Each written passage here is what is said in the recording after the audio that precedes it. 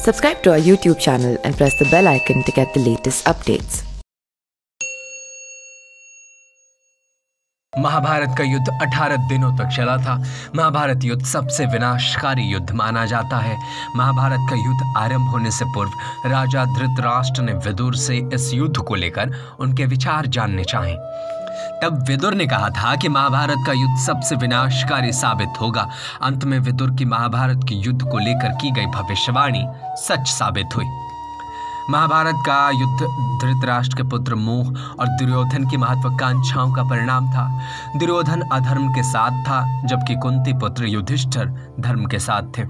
नतीजा ये हुआ कि उस युद्ध में दुर्योधन के साथ कौरव वंश का नाश हो गया।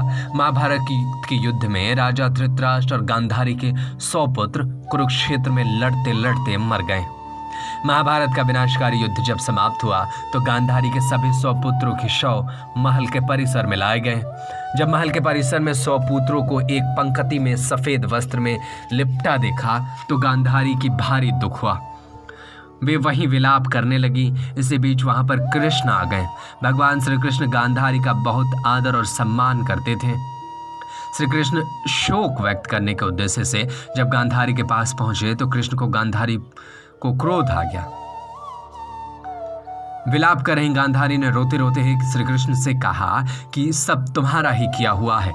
गांधारी ने श्री कृष्ण से कहा कि श्री कृष्ण, यदि तुम चाहो तो इस युद्ध को टाला जा सकता था, लेकिन तुमने ऐसा नहीं किया। गांधारी ने श्री कृष्ण से कहा, इस कृत्य के लिए उन्हें कभी माफ नहीं करूंगी। श्री कृष्ण दोनों हाथ जोड़कर गांधारी की सभी बातों को ध्यानपूर्वक सुनते रहे।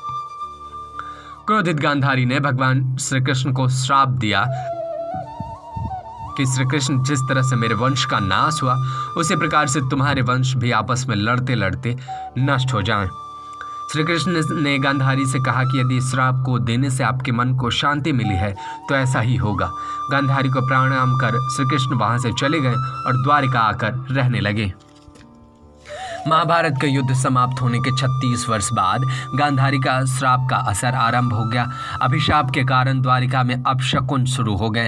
एक दिन द्वारिका में कुछ ऋषि मुनि आ गए जिनका यदुवंशी बालकों ने अपमान कर दिया। इसके बाद शाप का प्रभाव और तेजी से बढ़ने लगा।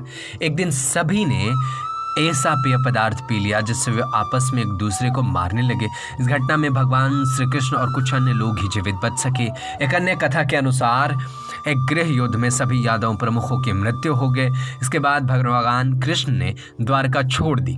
भगवान श्री कृष्ण समझ गए कि शाप को पूरा करने का समय आ गया है और एक शिकारी का तीर लगने के बाद भगवान श्री कृष्ण ने अपनी देह त्याग दी। इसके बाद द्वारका भी सागर में डूब गई।